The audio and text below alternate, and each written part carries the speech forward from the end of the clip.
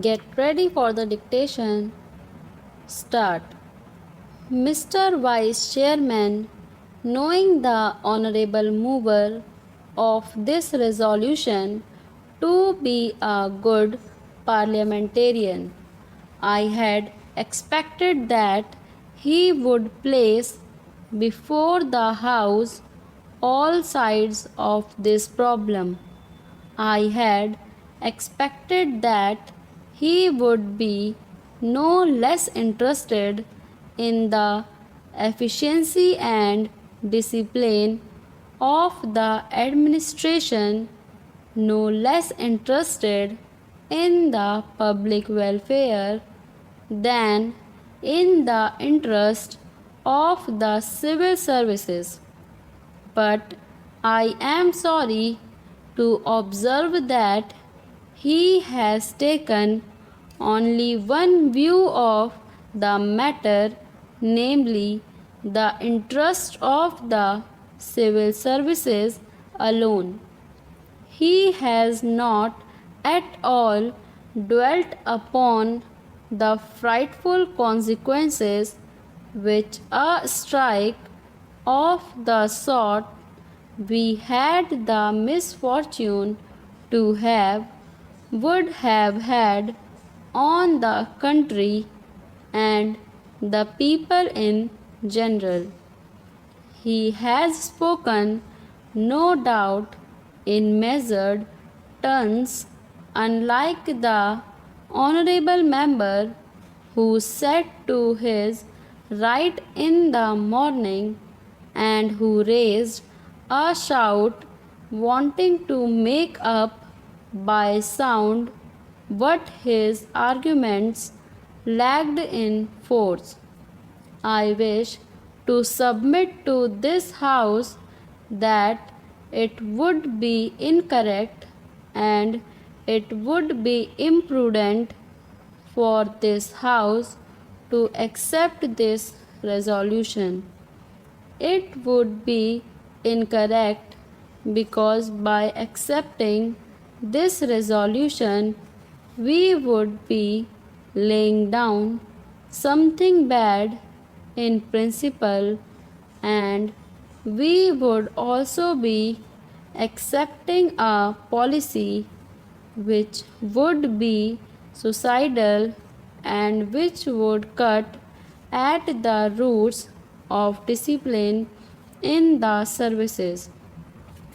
To the merits of reinstatement or otherwise of these persons I will come later on. I doubt the very propriety of Parliament going into this matter. Now let us see what has happened, whether right or wrong departments have taken up the question of these strikers, those who took part in this strike, those who indulged in disobeying the ordinance. Several cases of sabotage and intimidation, including criminal ones, have been gone into, and the authorities have taken some decision. In some cases, the government have taken the decision, and in some cases, the departments have taken the decision.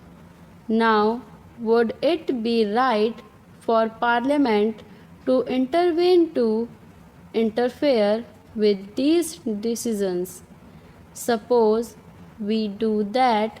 Suppose Parliament interfered with the decisions taken by the government or by the heads of departments tomorrow.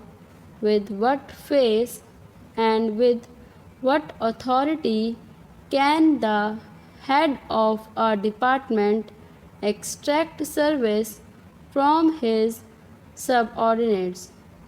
This is the question which the Honorable, the mover, must see, and also the other honorable members who have spoken in support of the resolution.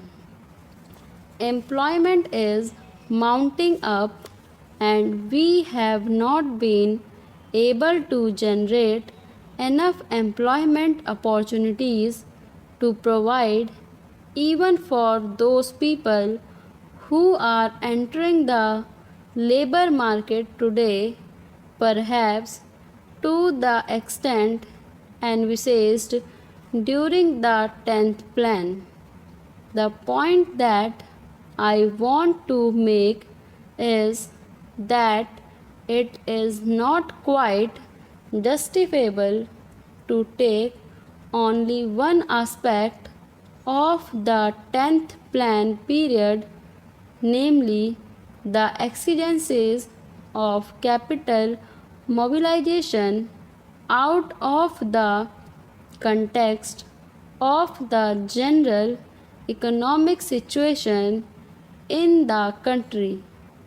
When we are therefore making this huge tax effort, we will have to apply our mind with equal seriousness, if not more, to see that the income generation in the community is as great as is envisaged, so that the savings and investments could be effected without disturbing unnecessarily the consumption patterns in the community. Whenever there is any tax on corporations, this cry is raised, and this cry is always belied by what the industrialists themselves have claimed to be the sensitive barometer to find out the climate for capital formation. I mean the stock exchanges. This time, the stock exchanges have reacted quite favorably to the budget proposals as a whole, which clearly shows that whatever else may be the merit of the present budget proposals, it is certainly not anti-capital. Last year also, the stock markets boomed up after the taxation proposals were announced. This time, though they were a little hesitant at first, ultimately I think they have realized that there is nothing wrong with the taxation proposals, and they are now merrily mounting up. This is quite natural because there are so many benefits and advantages in our economy today that it is not difficult for the corporate sector to absorb a small rise of 5% in the corporation tax, which has been proposed by the Honorable Finance Minister. The economy of the nation today is more or less a closed economy because, due to the lack of external finances, imports have been virtually prohibited.